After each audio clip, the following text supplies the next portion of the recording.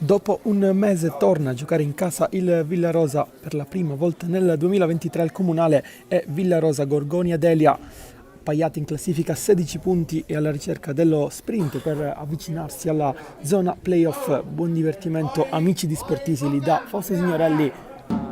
Una Sondin, Gustavo in pressing, il lancio abbastanza basso qui del portiere, mentre come sentite il pubblico ospite si fa sentire. C'era il Gorgonia in aria, attenzione alla conclusione, la grande parata di Amico.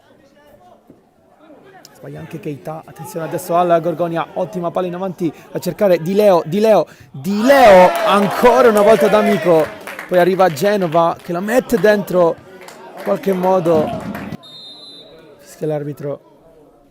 Ma Di Salvo direttamente in porta, era una buona idea.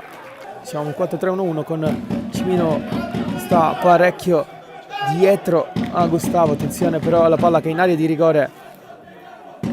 Domestica qui Di Leo che rientra e calcia ancora da Amico, una grandissima parata. Gustavo anticipa bene l'avversario, attenzione a Gustavo davanti solo il numero 6, la conclusione, la grandissima parata, poi arriva con un attimo di ritardo Bangura, deve correre Keita, può puntare all'avversario, Keita va al cross, è buono per la conclusione dal centro dell'area di Ferrara. Parte il cross, buono, colpo di testa. Non c'è nessuno a chiudere l'azione sul secondo palo, qui però con eccessiva libertà ha saltato Gracci. Keita basso, è un passaggio, l'idea era anche buona, non trova nessuno.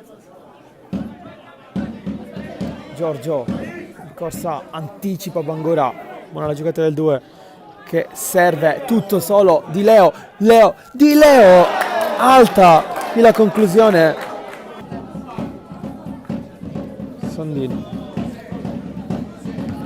Mardi, cercare Cimino, posizione regolare, Cimino, parata di Sondin.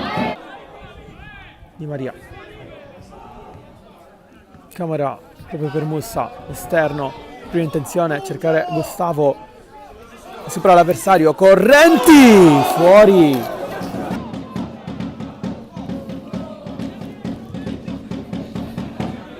Ancio,